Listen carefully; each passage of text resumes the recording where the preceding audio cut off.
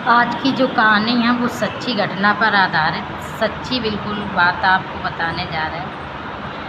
एक माँ गर्भवती होते ही उसके पति का देहांत हो जाता है।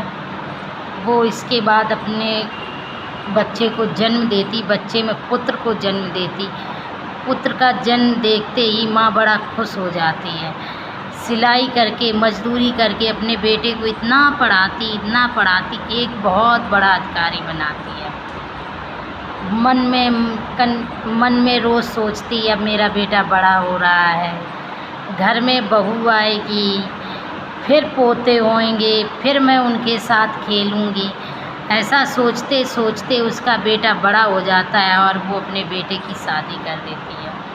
बेटे की शादी करने के कुछ दिन ही पश्चात उसकी बहू को माँ जब रोकती है या किसी बात पर टोकती है तो बहू को बड़ा गुस्सा आता है। बहू को गुस्सा आते ही बहू अपने पति से बोलती है, पति आता है और माँ पे चिल्लाने लगता है। ऐसा कुछ दिन ही चलता रहा।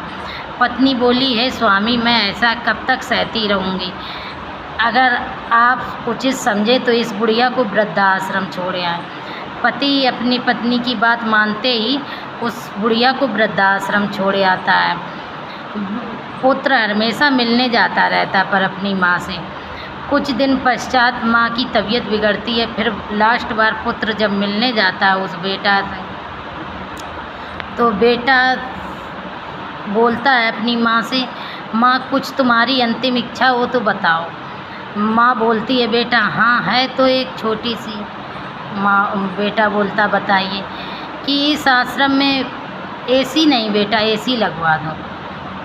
बेटा चक्कर में पड़ गया, नहीं बेटा एसी के साथ साथ एक यहाँ फ्रिज और रखा देना। अच्छा यहाँ कुछ पंखे भी लगवा दो। बेटा बोला, माँ ये अभी तक तो आपने कभी नहीं कहा, आज आप क्यों बोल रही हो।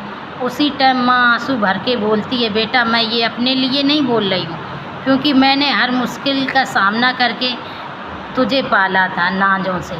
लेकिन जब कल तेरा बेटा वृद्धाश्रम तुझे छोड़ेगा तो तू बिना एसी और कूलर के नहीं रह पाएगा, क्योंकि तेरी एसी और कूलर की आदत पड़ी हुई है। इसलिए माँ बाप हैं जिनके पास, उनकी कद्र करें और माँ बाप की पूजा करें। हाँ, बात अच्छी लगी हो तो कमेंट करना ना भूलें और लाइक कर दिया करो। वीडियो को लाइक करने में आपका कुछ नहीं जाता भैया।